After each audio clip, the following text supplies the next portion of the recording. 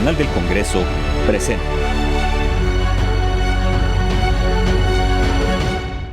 Tras un largo periodo de consultas, la Cámara Alta aprobó el proyecto de decreto por el que se expide el nuevo Código Nacional de Procedimientos Civiles y Familiares. Este nuevo código impulsa, entre otros procedimientos, formas alternativas de solución de conflictos como la oralidad, la justicia digital y protección de personas que se encuentren en cualquier situación de vulnerabilidad. Al ser elaborado con la visión experta de operadores jurídicos, se incorporó la reparación integral del daño y la justa indemnización como mecanismos de reparación. Con este instrumento existirá un avance significativo en materia de justicia colectiva y mecanismos alternos de resolución de controversias. En unos minutos más, la crónica de esta importante sesión. Soy Paulina Usigli y por lo pronto les doy la bienvenida a Cámara Alta. Arrancamos.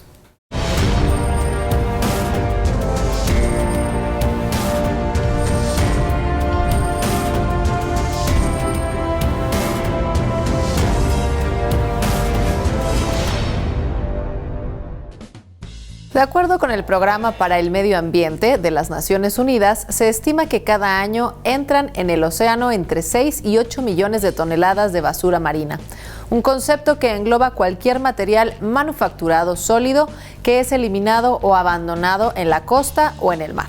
Se trata de un problema que comenzó a detectarse en los años 60 y hoy enciende las alertas de la mayoría de los parlamentos del mundo.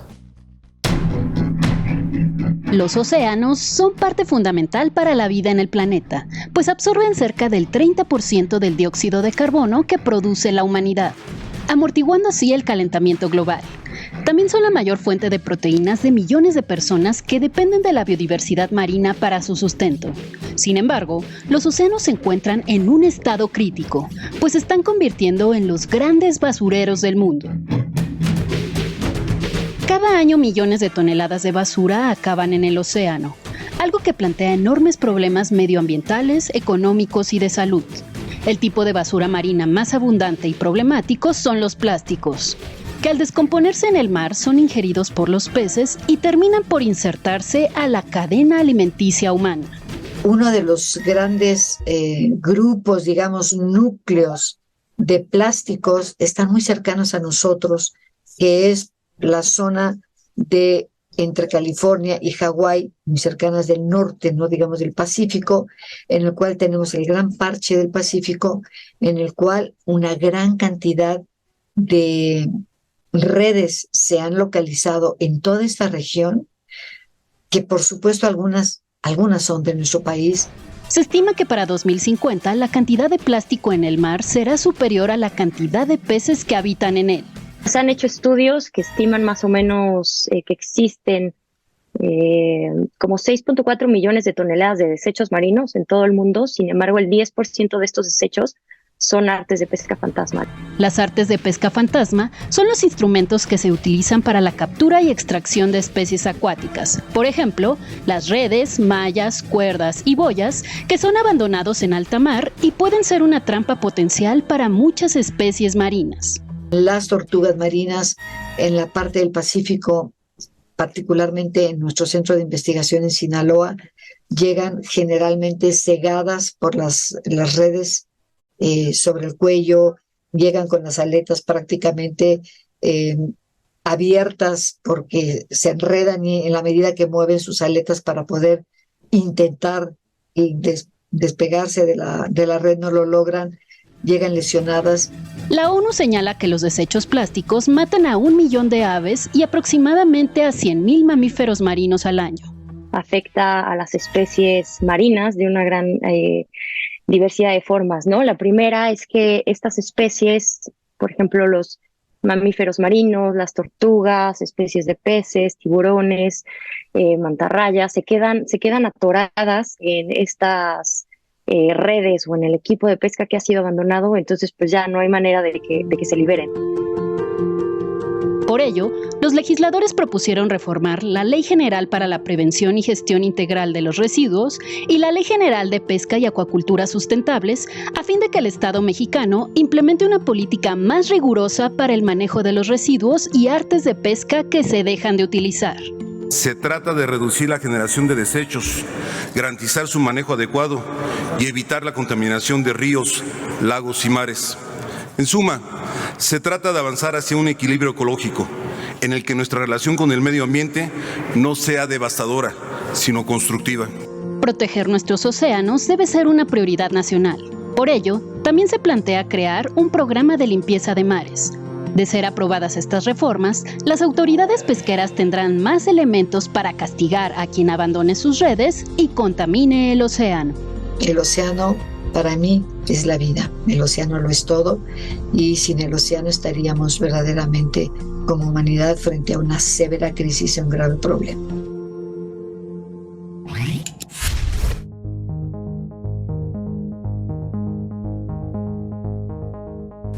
Para potenciar el papel del Poder Legislativo en la implementación de la Agenda 2030, el Programa de las Naciones Unidas para el Desarrollo ha presentado 8 recomendaciones para legislar con Visión 2030. 1. Reinstalar en la Cámara de Senadores e instalar en la de Diputados los respectivos grupos de trabajo que den seguimiento a los objetivos del desarrollo sostenible. 2. Sensibilización a los legisladores sobre su papel estratégico en la consecución de dichos objetivos. 3. Promover que los dictámenes de ley reconozcan explícitamente su contribución al desarrollo sostenible. 4. Impulsar el principio de igualdad entre hombres y mujeres. 5. Vinculación efectiva con el Consejo Nacional de la Agenda 2030 para implementar reformas o crear leyes. 6. Abrir espacios de debate con la sociedad civil organizada para fortalecer las atribuciones de vigilancia. 7. Desarrollar una estrategia de participación social efectiva en las diferentes etapas de la Planeación Nacional del Desarrollo. Y 8. Realizar ejercicios de rendición de cuentas y control parlamentario. A la Cámara Alta le corresponde promover políticas públicas integradoras como institución líder, pero a todas y a todos nos toca contribuir en el combate a la pobreza y la desigualdad.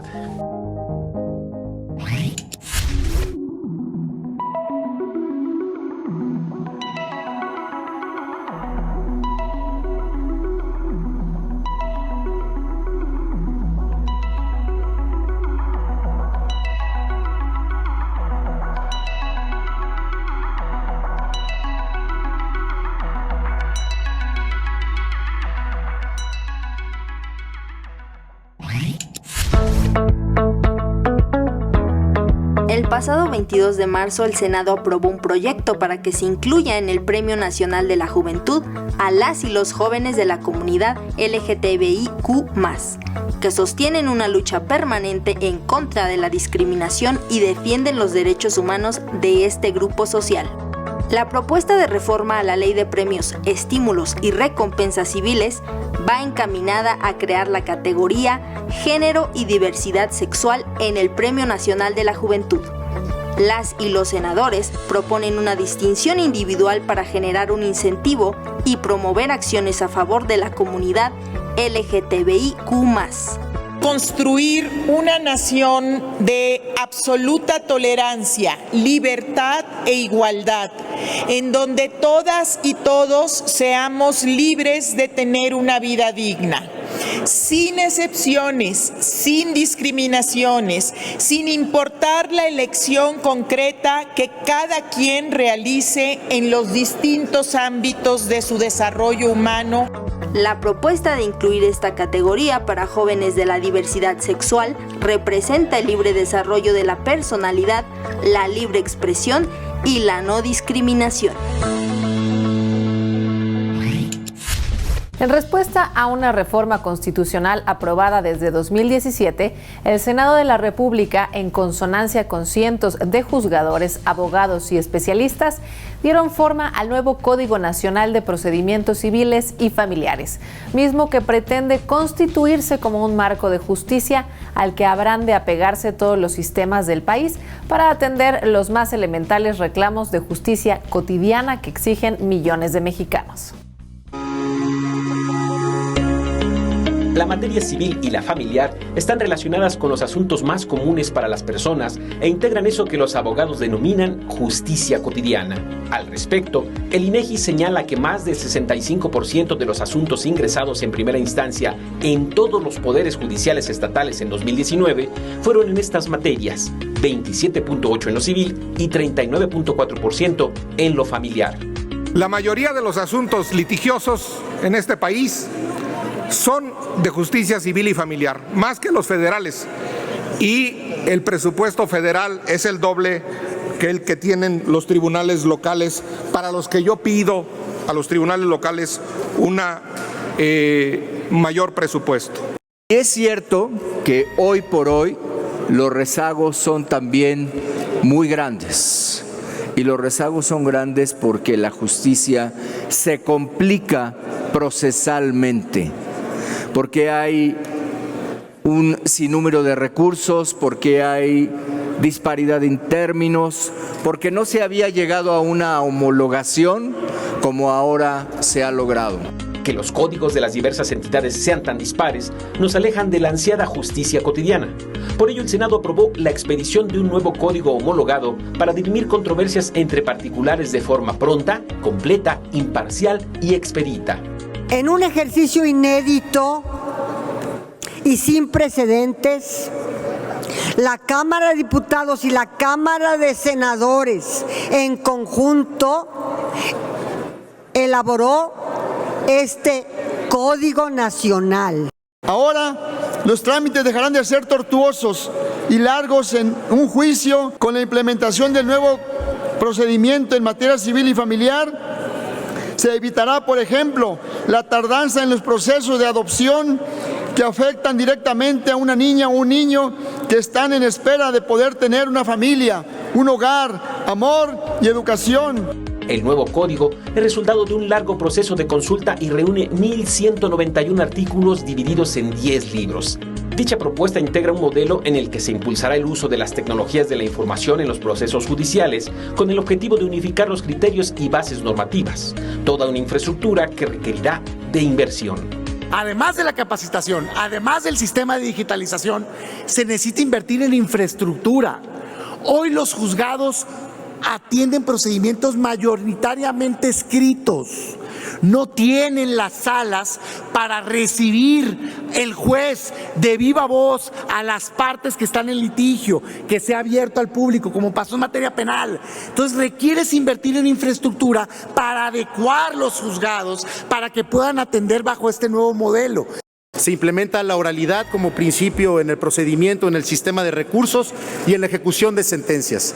Se privilegian los mecanismos alternos de solución de conflictos sobre los formalismos procedimentales. Se incorporan medidas de protección en materia de violencia de género, se integra un apartado en materia de adopción y se establece especial atención al interés superior de la infancia y se considera el principio de mínima intervención en caso de niñas, niños y adolescentes.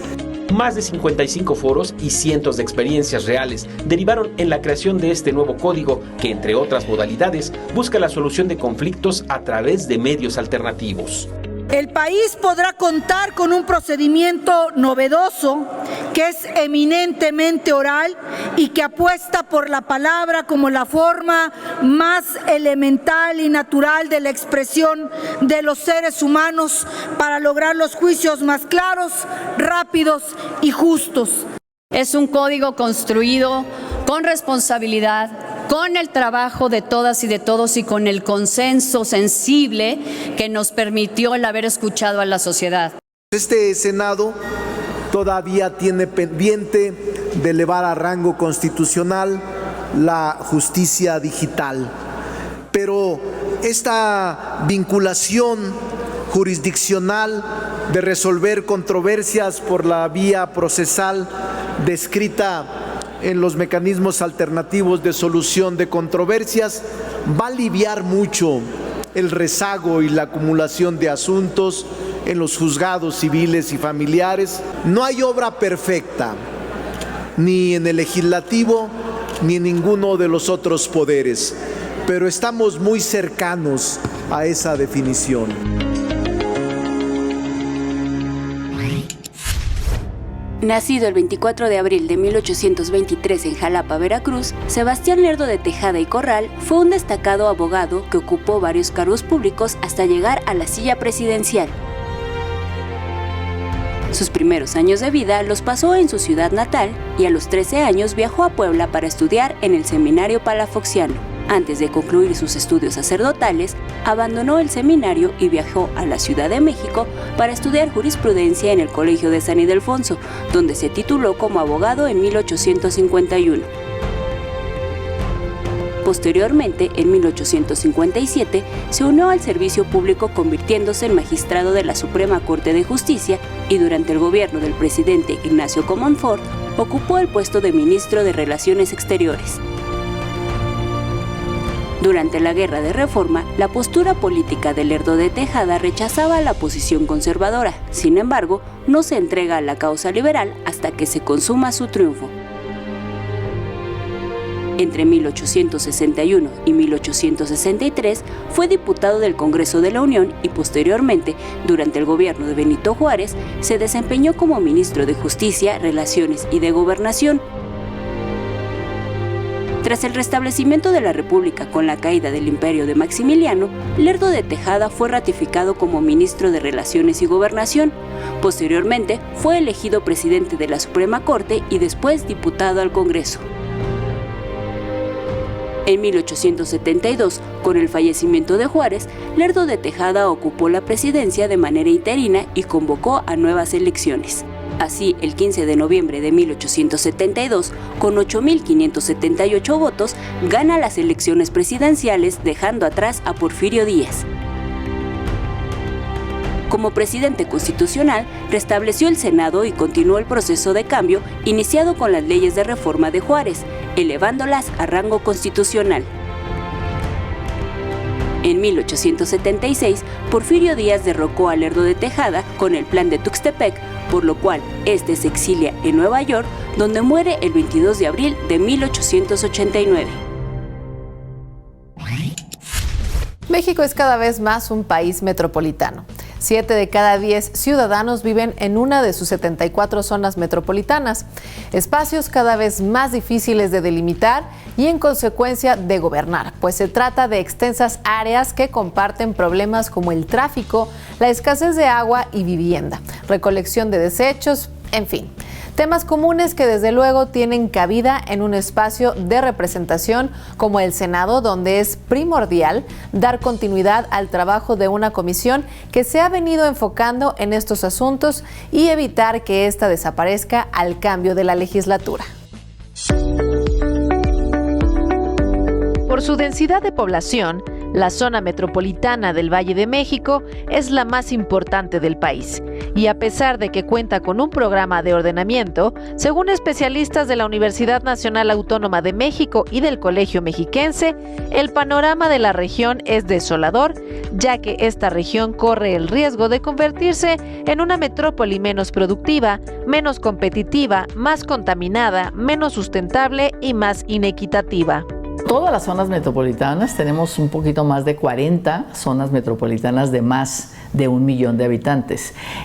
Nuestra comisión, por eso se llama de Zonas Metropolitanas y Movilidad, no podemos resolver los problemas de movilidad si no resolvemos la gobernanza metropolitana, es decir, cómo se toman decisiones que es el caso del Valle de México. Las y los habitantes tienen derecho de tener ciudades y asentamientos urbanos sostenibles y democráticos, definidos como bienes comunes para una vida digna. Es la llave de los derechos. El derecho a la movilidad es la llave de los otros. O sea, yo me muevo para ir a buscar, para ir a gozar del derecho a la educación, el derecho a la salud, el derecho al trabajo, ¿no? El derecho a un ingreso digno, el derecho a la cultura. Es decir, nos movemos para acceder a los derechos. Entonces es un derecho muy básico. En el Senado se presentó una iniciativa para incluir en la Ley Orgánica del Congreso General a la Comisión de Zonas Metropolitanas y Movilidad como una de las comisiones ordinarias del Senado. Nos parece, y así hice la presentación, ¿no? Nos parece que realmente pues amerita por toda esta problemática, ¿no? Hemos entre puntos de acuerdo, iniciativas y demás, hemos decidido como 400 asuntos en la comisión. Digamos, el más importante es la Ley General de Movilidad y Seguridad Vial, y propusimos que se llamara de Zonas Metropolitanas, Movilidad y Seguridad Vial, ¿no? Tenemos esta meta y el Congreso, como un organismo de Estado, tiene tiene que hacer su trabajo de reducir a la mitad para el 2030 las muertes por digamos por no tener seguridad vial, por hechos viales prevenibles. Entonces, pues por todas estas razones, pues ahora propusimos, ¿no?, que fuera una comisión parte de la ley orgánica del Congreso aquí en el Senado. Las zonas metropolitanas son un motor de desarrollo económico-social, por lo que las autoridades tienen la obligación de impulsar políticas públicas que brinden las herramientas para continuar y mantener un adecuado desarrollo metropolitano.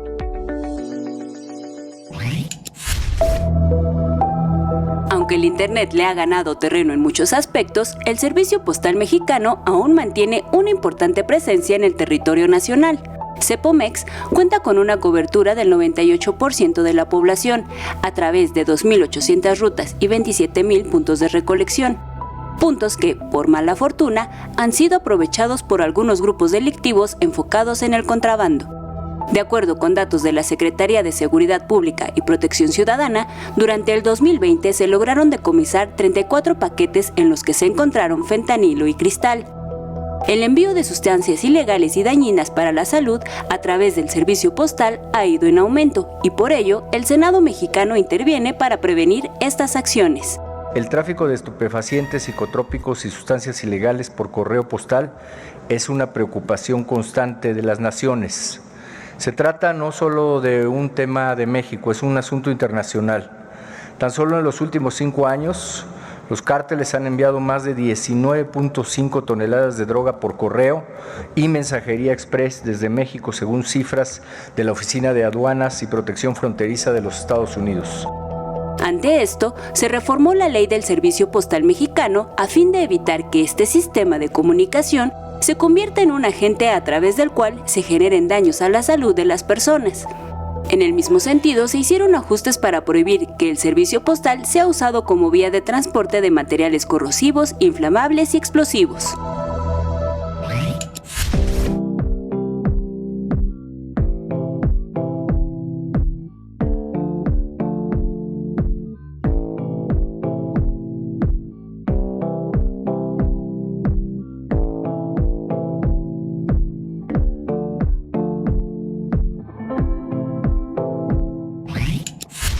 Senadores y senadoras convocaron a una reunión en la que se consultó a personas, niñas y niños con discapacidad, así como a organizaciones sociales sobre la propuesta para establecer como un acto de discriminación, restringir o limitar el derecho de las personas con discapacidad a vivir en una forma independiente. La convocatoria al diálogo, como siempre, abrió otras rutas, más interrogantes y, por supuesto, reclamos de quienes enfrentan actos de discriminación por su propia condición. Actualmente prácticamente soy un cero a la izquierda, tengo que abrirme paso prácticamente a la fuerza y haciéndome notar. Si esto no fuera de ese modo, sería muy diferente. Mi vida formaría parte de la sociedad y no sería una persona de las que llamamos ignoradas o una comunidad débil, por decirlo de un modo. En México, la discriminación es una práctica cotidiana y uno de los grupos más vulnerables se integra por las personas con discapacidad. El INEGI reportó en su último censo que en México hay más de 20 millones de personas que tienen alguna discapacidad o limitación.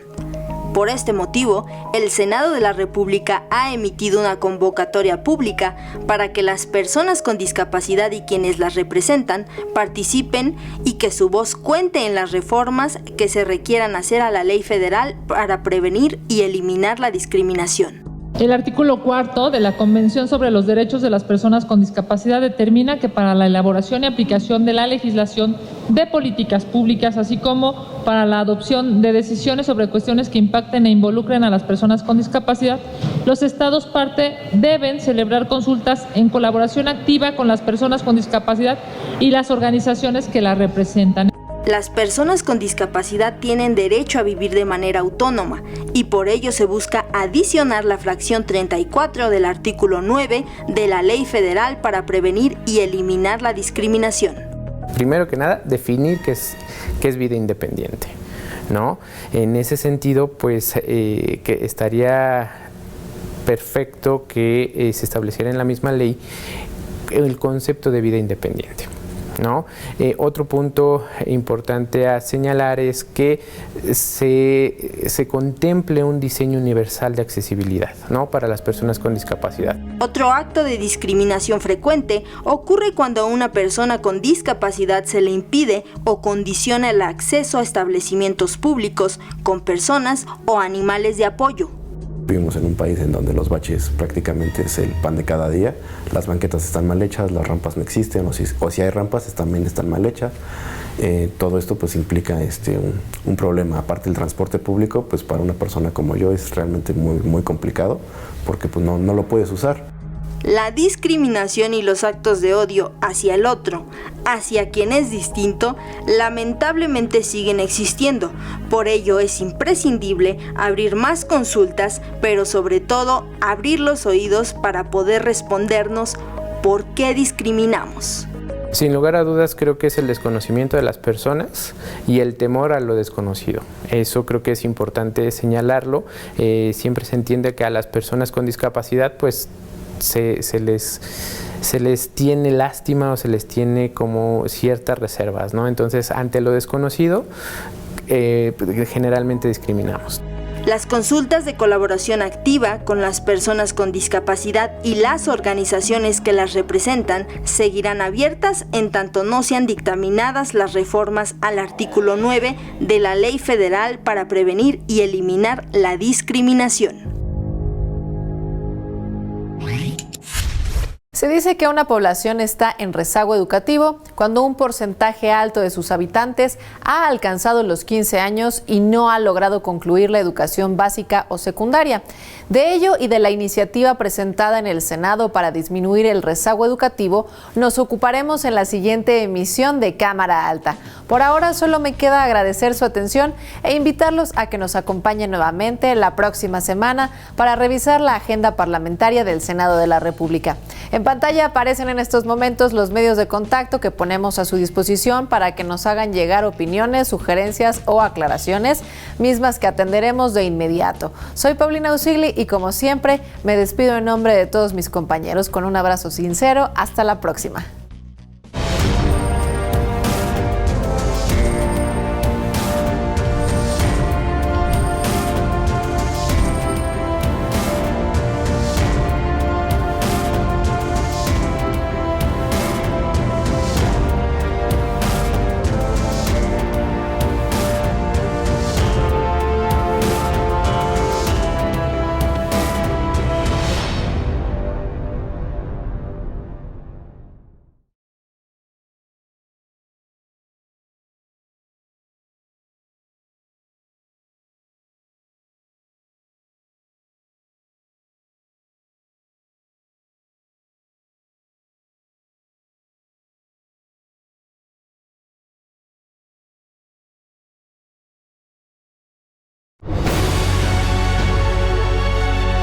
El canal del Congreso presentó